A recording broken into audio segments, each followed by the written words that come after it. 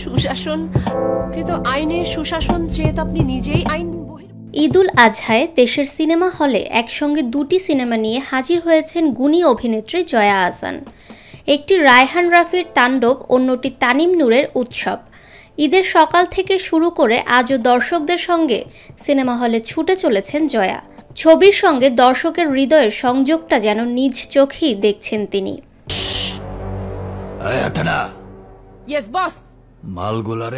তাণ্ডব সিনেমার মাধ্যমে দীর্ঘ 1 দশকেরও বেশি সময় পর সাকিব খানের সঙ্গে স্ক্রিন শেয়ার করেছেন জয়া। এই সিনেমাটিতে তিনি অভিনয় করেছেন এক সাংবাদিকের চরিত্রে। ঈদ মুবারক, সবাইকে অনেক শুভেচ্ছা। উৎসব ছবিটি আজকে আমি নিজেও আসলে। অন্যদিকে উৎসব সিনেমার প্রচারও পিছিয়ে নেই জয়া আহসান। এই ছবিটিও দর্শকের সঙ্গে দেখার জন্য গেছেন তিনি। জয়া বলেন, উৎসব দেখার পর দর্শকরা নিজেরাই বলছেন এই সিনেমাটি অনেক দিন মানুষের মনে থাকবে।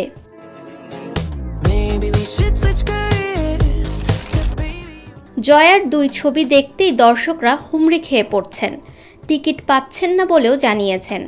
প্রসঙ্গটি সামনে এনে জয়া বলেন, আমি নিজেই সিনেমা দেখতে গিয়ে টিকিট পাইনি, সেটা মনে হলে লজ্জাও লাগে।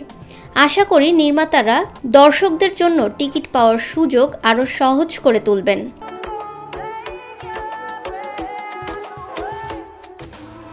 ঈদের 2 ভিন্ন স্বাদের ছবি, তাণ্ডব ও উৎসব, দুইটাতেই জয়াকে দেখা যাচ্ছে ভিন্ন ভিন্ন চরিত্রে, ভিন্ন ভিন্ন আবহে।